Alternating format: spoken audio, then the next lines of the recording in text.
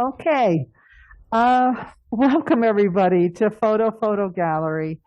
We are actually doing our very first live broadcast, our Zoom reception from our gallery. We had an in-gallery reception earlier today, and this is for Eileen Novack's solo exhibition of photography called Form and Texture. And you can see some of those wonderful pieces behind Eileen right now. The reception is continuing this evening, so at some point you may see people coming in the background, and we're pretty excited about it. So let me tell you a little bit about Photo Gallery. We have been in this location at 14 West Carver Street in downtown Huntington Village for about 8 years. We are one of the oldest photographic collectives on Long Island, and we're very proud of that. Most recently, about 5 months ago, we actually doubled our size so that we now have 2 galleries, and we can have 3 new exhibitions each month. When someone becomes a member of our gallery, which is a juried process, they are entitled to have 1 solo show a year, and then have the opportunity to participate in up to 8 group shows each year. In addition to that, we have lots of other wonderful opportunities and competitions. Most recently, we had one of our most popular exhibitions called the Your Best Shot Pushpin exhibition. And the wonderful, wonderful thing about that is whatever work is submitted is hung on our walls. But the incentive is that our collective members select 2 of those photographers who submitted to receive solo exhibitions next year of their own work. We also have a national competition, which was it was spectacular this year. We had people from 11 states here. And coming up in a few more months, again, another very, very popular one is our phonography competition. So please check our Facebook page sometime during this month. We're presently looking for a juror. All these wonderful things happen as a result of our members' dues, but we also always welcome any donations that you might be so inclined to contribute, and you can find a donate button on our website, which is photogallery.org. Now, let's get to the real reason why we're here tonight, and that's to see some, absolutely spectacular work by Eileen Novack. She has put together a phenomenal slideshow. And before she starts, one more thing I want to say is I want to encourage you to please ask questions, make comments in our chat, and periodically I will convey those to Eileen so that she can respond. All right, so thank you very much for coming, and without further ado, here's Eileen. Hello, everyone. Thank you so much for joining our Zoom meeting.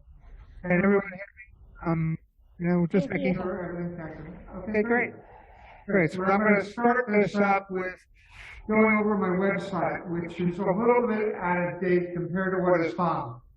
But we'll start there, then we'll move on to what's in the gallery.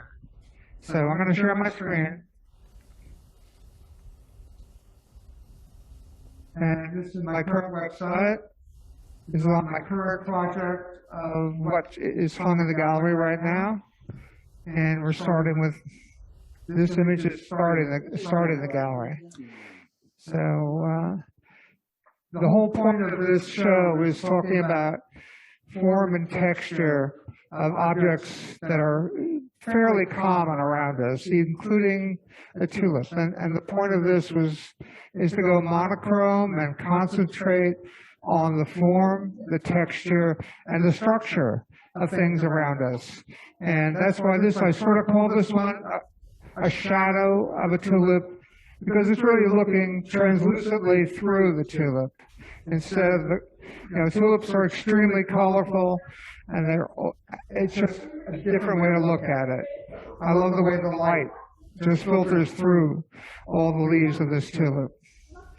Let me get back to I'm just going to go one after the other. And folks, while I'm on here, please mute yourself, and then if you want to ask a question. So this always fascinated me, the core of an apple, and showing the lines of, I call them lines of energy coming from the core of an apple. I had this in color not during my last show, but sometime over the last 2 years, and I think it works better in black and white. You can see the structure of it better. Again, this is the final egg picture I've had. This is shattered eggshells, and the only one that goes beyond basic grays and blacks and whites. This one is an example of basically being over a light source. You can call it a light box, but it's a makeshift light box. These are basically eggshells, crushed eggshells sitting on a piece of glass with strobes underneath. So that's backlit. This is also backlit in a similar style. These eggshells are very similar, lit from the back, except with a black background instead of a white background.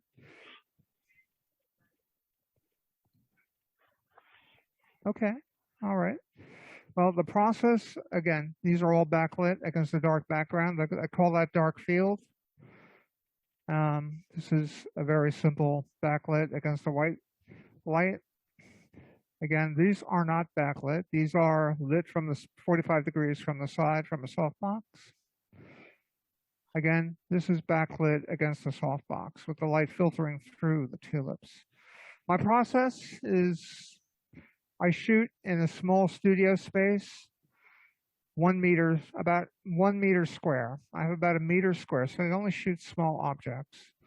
My process from there is usually I come up with a concept of what I want to photograph. And for the last year and a half or so, it's all been about things around me, especially when we can't go out and look around. And but even before that, I started doing this. I started looking at the things that are around us, the things that get ignored a lot in our society. I mean, every photographer out there is focusing their lens and what I call a loving gaze at all the beauty of nature and sunsets, and nature is just gorgeous. It's hard to take a bad picture of nature or anything beautiful. And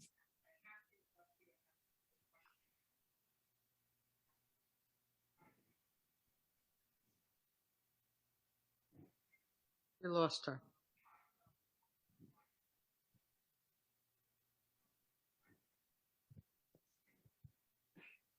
because I want to do something, because I've done color a lot over the last year and a half. I love color. I love the contrast. I love high contrast. I love bright colors. I love everything about that. But there's also more aspects to things, and not everything looks great in color. And sometimes you can't see everything in color that you want to see. Sometimes going to a different spectrum brings out aspects of something that you didn't see as clearly because the color interferes with it. So I wanted to do a show more monochrome, and this is 13 out of the 14 pictures are monochrome on this show. So talking about the process, I usually come up. These are all very deliberate photographs. These aren't I didn't walk around finding them. So usually I have a concept of an object that I want to take a picture of, and I have a picture of it in my mind, how I want it to look. And sometimes when you're looking at the object, and let's take this is the last picture I took for this series. This is a very silly picture. It's a very silly picture. But I had this vision. I wanted to do something with tea bags because I had a lot of tea bags hanging around. I drink a lot of tea. So, and I had a vision of hundreds of tea bags in my head, but I couldn't do that in my studio. Anyway, I tried setting it up to do I bought a box of 100 tea bags, but I couldn't do it. I couldn't set it up practically. I didn't have space. Maybe I need a warehouse to do it. But and then I found this spring on the floor, and so sometimes things change when you go to take the picture. Sometimes you have this vision in your head of how you want it to show up, and it doesn't show up that way. And it doesn't turn out that way because you discover something else about what you're taking a shot of. This is an example of a picture coming out exactly how I wanted. My vision was. I mean, soap bubbles are so fascinating to me, and I know I could get something like this. I know I can get variations of light and dark, and the depth of these soap bubbles. So this is one that came out exactly as I wanted it to come out. This one is not in the show. Actually, it was a little, but it's on my website. This one I did not put in the show because I didn't have enough room. The 3 eggs came out exactly as I wanted, exactly as I saw it in my head.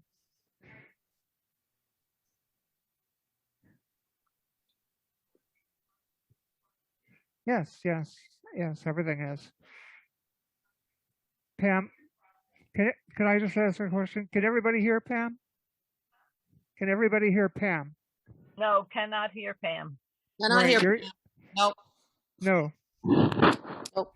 Pam, how about your button down here? Because I can't hear you through my headset. Can you hear me now? Yes. Yes. Okay, okay. My question was, having seen some of, I had the good fortune to see Eileen do a presentation at one of our salons, and it was on her tabletop photography. And I'm thinking that probably you guys would love to hear something a little bit about the process, because this is not just Eileen putting eggs on a table. I mean, it's really fascinating what she does. Would you care to share that, a little bit about it? Well, this is studio photography done on, it's typically used a lot for product photography. This is product photography looking at something I'm not trying to sell you. So this is product photography. I have come from a background where I started out a long time ago trying to be a commercial product photographer, very long time ago. But eventually I moved away from that. And, I didn't have the business acumen to really make it extremely successful enough to live on Long Island. So I moved into another field and ignored photography for a very long time. And I just started coming back to it and going back to my roots of where I come from in photography, of trying to make things look really good, except I just wanted to look at the things that mostly get ignored in the world. And not that eggs get ignored, but we don't look at them that closely. And but the other objects. I mean, this is almost the last picture I took. This is just because I like the texture of the stone, and I love the reflections of this thing. And this is a basic setup in the studio with the camera shooting down overhead. The stones were placed on a black card. They're basically grayish white stones. These are 2 silver cups, and the reflection, and there was a softbox, one softbox with a strobe in it, coming in at about a 45-degree angle from the upper left, from the top part of this picture. And it's reflected. The reflections that are in these cups, they just echo the shapes of the stones to me. And I just love the way the light hits it. And this picture is all about just texture and the way that light works to me, even though it does look sort of like a pair of eyes staring back at you. And just as an afterthought, these are 2 separate stones. I couldn't get the stones close enough, so I did merge them in Photoshop. I have to admit that. Let me go to the next one. This was a color one I had I never showed the previous. I never showed it in a show. These are just common pencil erasers, but I love the way the light in black and white in monochrome just hits it. And those dust and those white specks on it are just the particles embedded in the rubber from the factory that help erase pencils. It's not something you usually notice that much in a pencil eraser. And we're back to tulips. I think that's all I have on my website for this project right now. But the process, again, is all product photography for small objects. It's typically done either on a tabletop or suspended in air or on glass. Like these eggs are an example of something that's resting on a sheet of glass above a black card. So they appear to float. And you can get effects like that very easily in a studio environment where you're controlling everything, which is what I like about it. You can control everything. I don't know what else to say about that process without demonstrating it somewhere. You'd have to demonstrate it to really. It's some setups like this, aren't that difficult. They're very simple. This was a fairly simple setup. Just a sheet of glass suspended about a foot above a table where there was a black card underneath. This particular image was taken with portable strobes pointing up. Well, actually, this one was taken with a softbox from above and a portable strobe from below. That's just why you get a little bit of light coming from below the egg and from the upper left corner. I love the way the shadow plays with these eggs. In here for just a minute because prior to Photo Gallery shutting down, we were all set to go with a series of workshops. And first on our docket was Eileen. And Eileen was ready to go with Tabletop Photography Workshop. And she will be offering that workshop again. So if you are interested in this process, please contact us. It's the workshop that she did for our salon was absolutely phenomenal. Oh. Yeah, absolutely. We'll definitely get that going again. We need to get it going for sure. Okay, too bad, Sheila. I think that covers everything I have on my thing. I'm going to stop the screen share, and if we could go around with Victoria, can get the live camera going out here. We can see it a little bit better. But these are how they're framed and hung in the gallery. I went with silver frames on this show because I love the way that silver echoes how photography used silver in black and white in the past. And I like silver because it just doesn't blend into the wall, but it's not as stark as a black frame. A black frame just is so high contrast and stark compared to, let me get up. Let's see, there's a couple images that were not on my website, I think, or is that true? This one. Can you just highlight that one, Victoria? This guy, the aluminum one? Yeah, I don't have that one. I did not have this one on my website. I just love the texture of this object. And this is a very common object. I just love the way the light hit it on this, just a wrinkled aluminum foil ready just before I threw it out. So it's hard to see. She's blocking it. Hard to hear me? No, it's hard to see the picture. She's blocking it. Can you get closer? I'm sorry.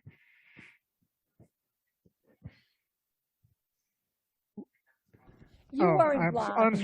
I'm sorry. Let me spotlight. My fault for not doing it. Sandy, try a different view because I can see it perfectly. Now I can. No, I spotlighted it for everyone. I should have done that before. Thank you. Again, this image is one that I did not have on my website right now, but it's maybe hard to tell because of this, but it is just a sheet of aluminum foil that I was going to throw out. So I just love the texture of it. And what other one? The one didn't I have? Did I have the tin? I forgot if I had that on my website.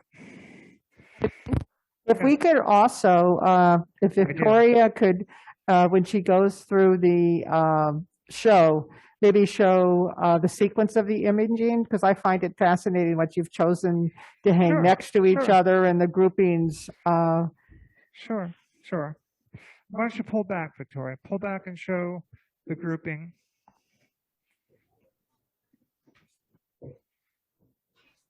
So in this grouping, we just, we went through a simple flower, going to a hard, start off with nature and go back to a manufactured object next. And then we're sort of merging nature here with manufactured objects when we're talking about the dead branch, basically, which we're trying to bring back to life.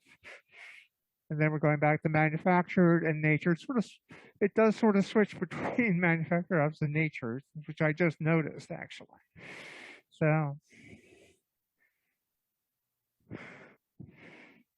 and it turned out the flow. I mean, I love the flow of this. I love the way that photo gallery was able to provide the space for this. But we do switch back and forth between nature and manufactured objects. In fact, I think that we have about a half and half mix, 50-50 mix between manufactured objects and nature.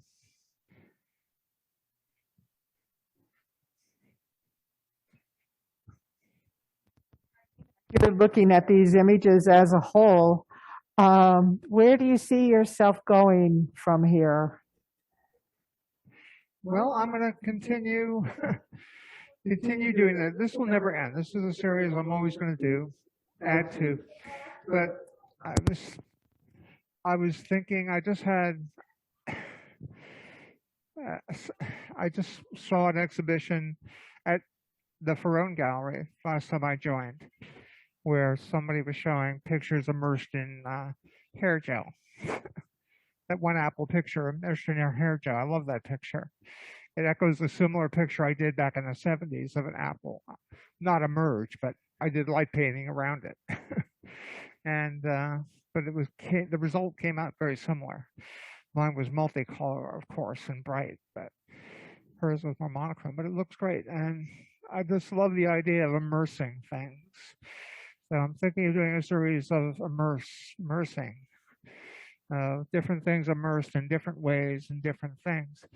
I'm still basically going to do, I'm not going to be out there shooting nature. I'm going to be out here still exploring studio photography. It's what I like best to do.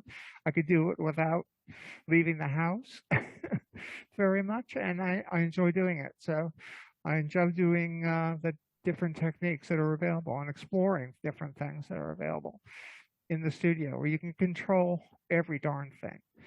Everything's in your control, and sometimes things happen that you don't expect.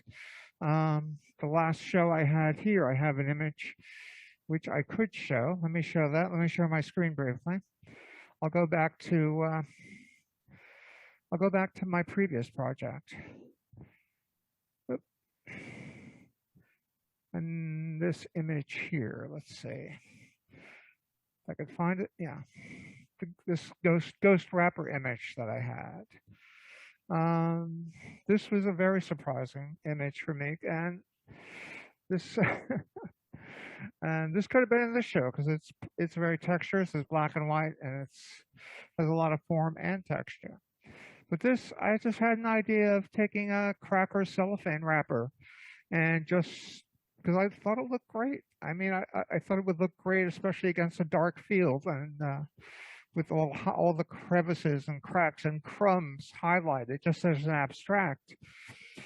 And and that's what I was going for. I mean, I just hung it on a fishing line, and it was rotating in front of me as I took many pictures of it, shooting the strobe off every couple seconds. But then when you go, after I'd done all the captures, you go back and look in the process of it, and you pick out a couple of the images that look like they're showing something.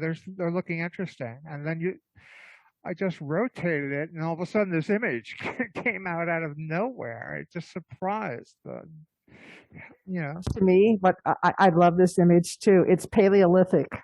I mean, I'm immediately transported to almost to cave paintings. I agree. Absolutely wonderful.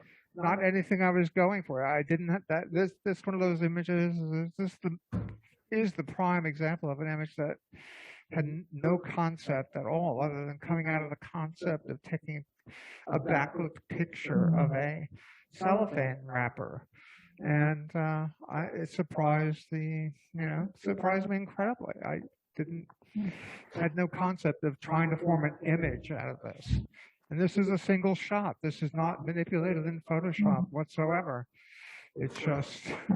Eileen, I want to just go over a few of the comments, some of them which you've sort of answered. Andrea Fortunoff wanted to know if one of the images was taken in natural light. Are any of the images shot in natural light? One. There's one image shot in natural light. Could you guess which one? The eggs. No. No. Wow. But I don't know. It's the tin cup. The what? The tin. Aha. The tin Okay. cup let me put that on highlight here.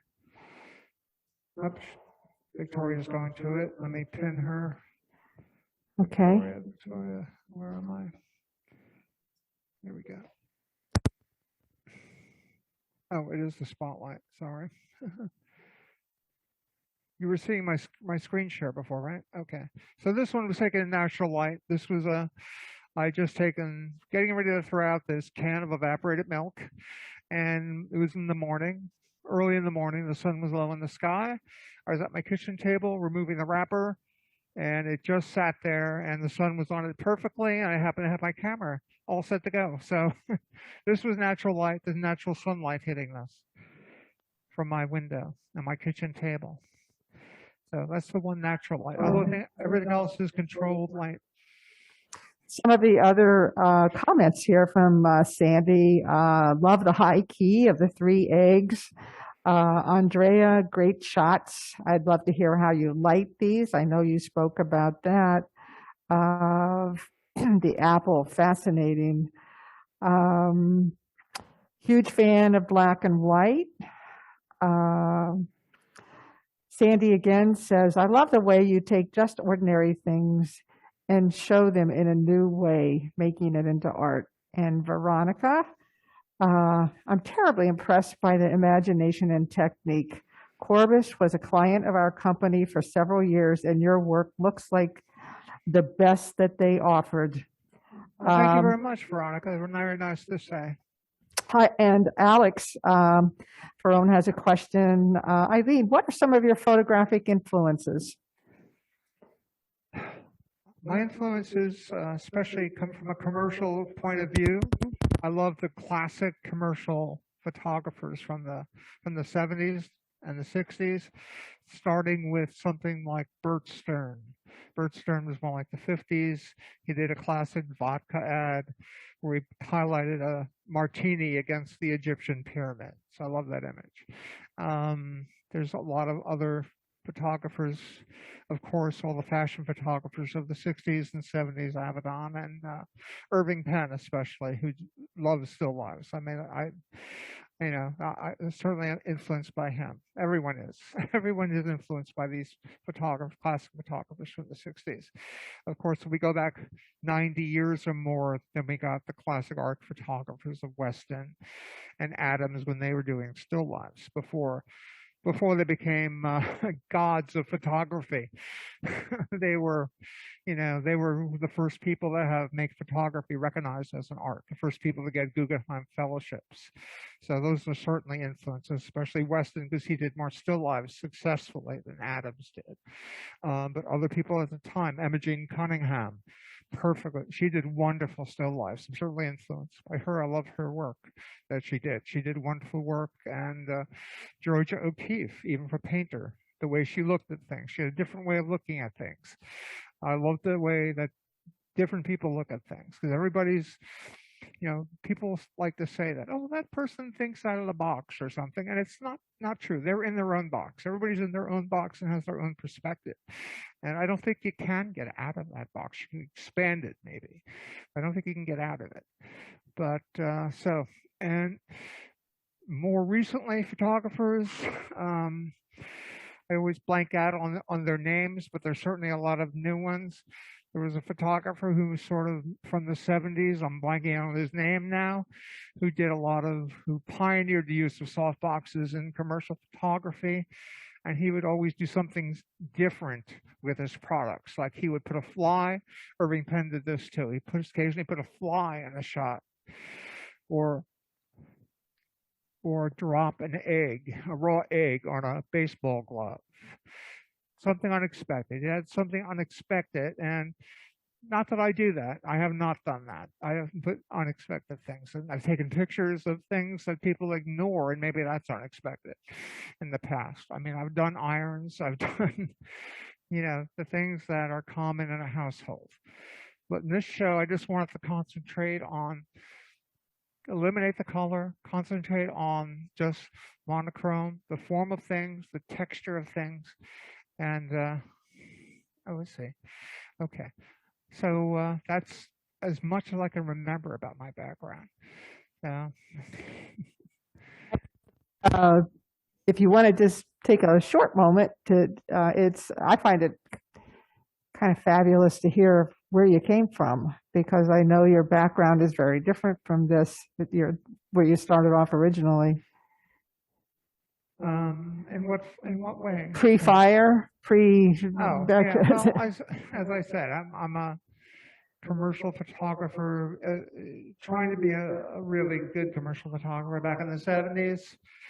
But my background, while I was trying to start my photography business, I do have a background in photographic equipment repair. I spent 12 years as a photo technician working for Allied Impex Corporation, which imported Sologor lenses and Miranda cameras. So I know an old Miranda camera inside and out. Alex, Alex has asked another question then. Thanks for these questions, Alex. Terrific. She's asking, what would you like for your viewers to take away with them from your work? Good question.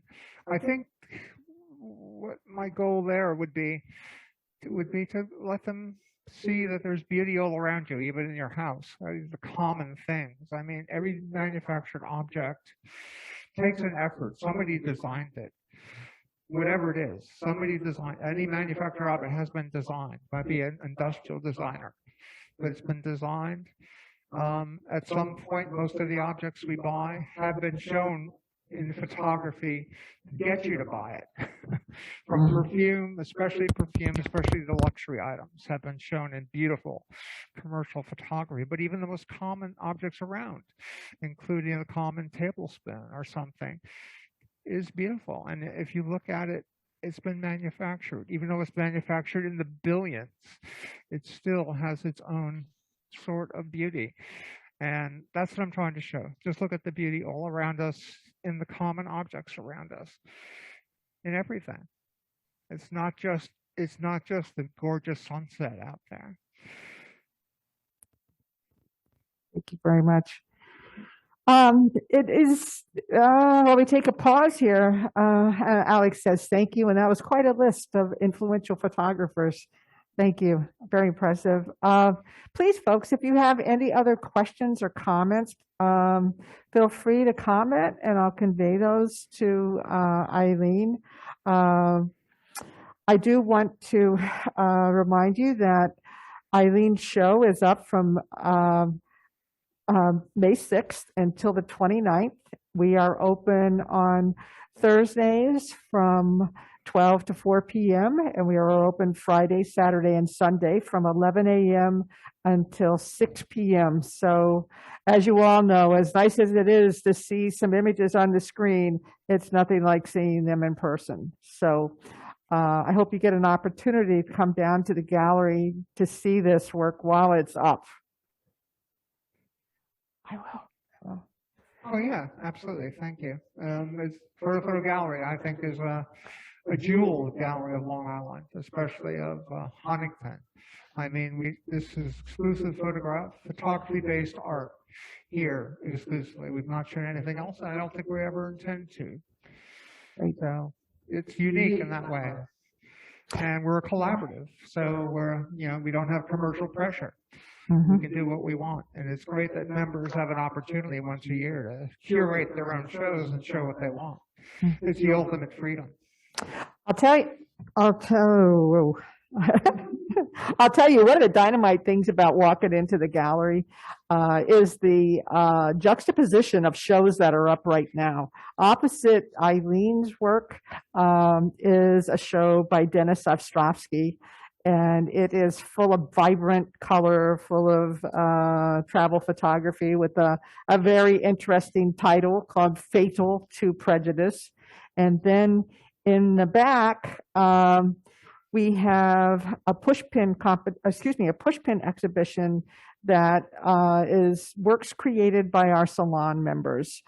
Prior to COVID, we had members who are people in the salon who were not members of our gallery who would meet once a month here and bring either prints or bring digital images on a flash drive. And it was a sharing session, feedback, critique, works in progress, finished works, and we, as soon as it is safe to do so, plan to resume that. And we will also hopefully be doing that as a Zoom sometime in the not too distant future as well. Eileen, is there anything else that you'd like to add? I think I've had, I'm not much of a person for speaking about things, so I think I'm pretty much done speaking about this. I would encourage everyone to come down and look, because seeing images printed on a wall and hung is a very different experience than seeing them on a JPEG on a screen. Print is the ultimate media, and things can change when viewed in a print over viewing it on a computer.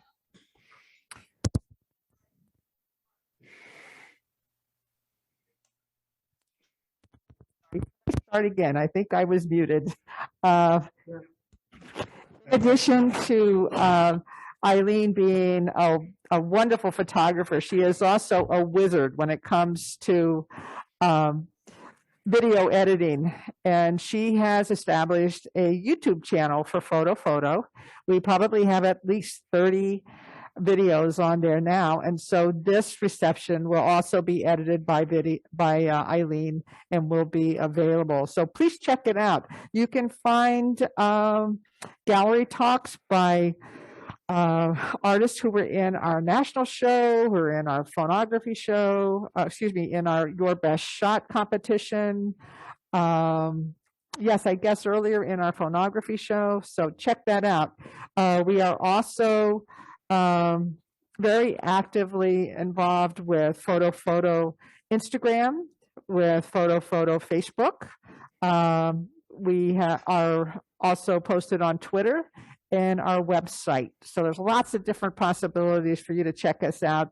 Of course, not the least of which is to come and visit us here at our gallery.